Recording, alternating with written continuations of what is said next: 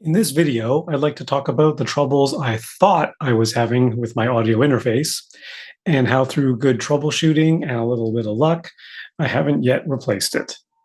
I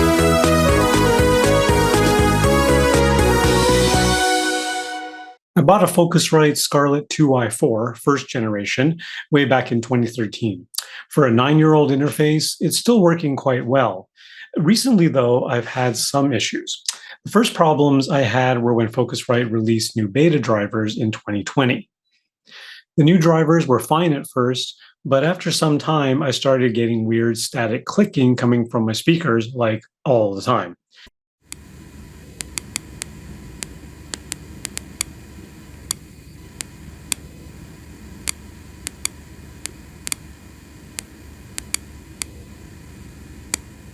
I soon reverted back to the old drivers, even though Focusrite claimed the new drivers were compatible with a first gen 2i4.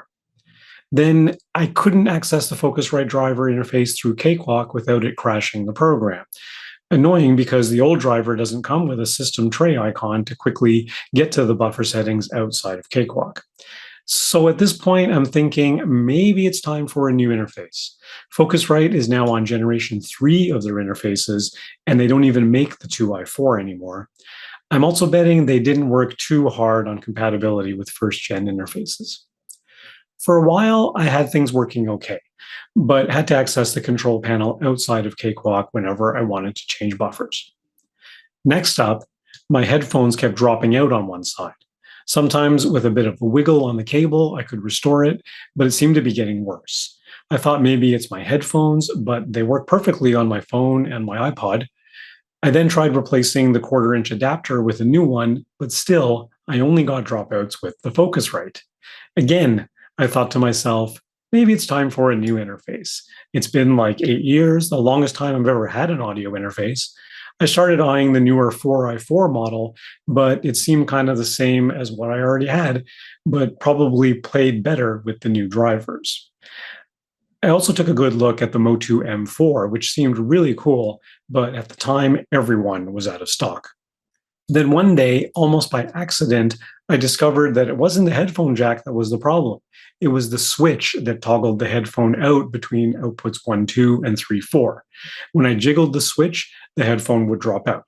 Now I just nudge it to one side or the other, and it stays in place for a long while. Problem solved. Later on, when I got more into doing demonstrations in Cakewalk for this YouTube channel, I started using voice meter software to bridge the connection between Cakewalk and OBS.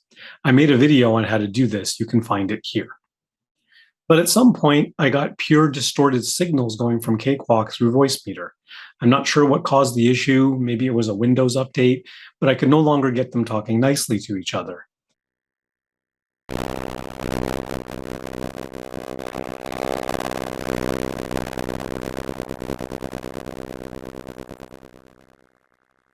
Once again, I was ready to give up and get a newer interface that would, presumably, play better with newer software.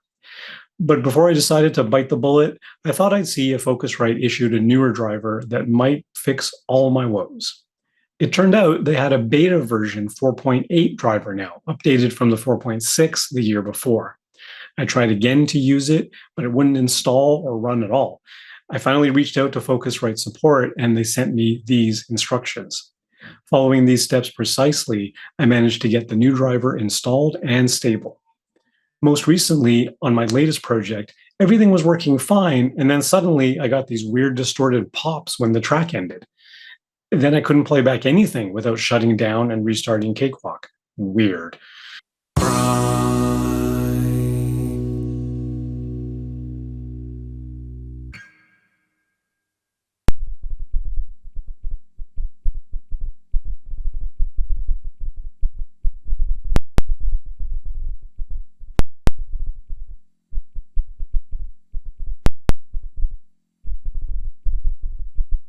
One more time, I thought, is my interface going batty again?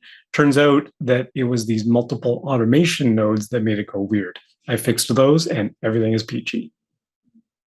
Next up, Cakewalk seemed to not pick up on the interface when it started. This was especially true after waking up my PC from a long sleep. I checked with the awesome Cakewalk Sonar Facebook group, and many people told me to check my USB power settings. I checked them all, and everything was already set to never turn off USB devices. Around the same time, I started getting blue screen of death driver power state failure incidents randomly and often right in the middle of a session. I then noticed that my Focusrite was now showing up a little strangely in Device Manager, even when the interface was unplugged. The friendly folks at bleepingcomputer.com forums were quite helpful in troubleshooting my Device Manager weirdness. I highly recommend this forum for any Windows or computer related issues you're having. I started browsing online for the Motu M4 interface again. But I thought I'd first try uninstalling the beta driver and restoring the older driver from 2015. This solved both the blue screens of death and the disappearing interface in Cakewalk. Plus, it went back to normal in Device Manager. I was convinced once again that the older drivers were indeed the way to go. Until May 19th, 2022, when Focusrite finally released official drivers, not beta drivers, I thought I'd give the new 4.100 version a go, and everything has been smooth sailing since then. So in the end, my interface has been through a lot, but it's a trooper. And of the interfaces I've had in the last 20 years, this one has lasted me the longest, and it really is just perfect for me. I never record more than 2 channels at once, and I use the 4 outputs for both my monitors and my desktop speakers for easy testing of mixes. I love this little guy, and even though I've been ready to give up on him many times, somehow he manages to hang on. Thanks for watching.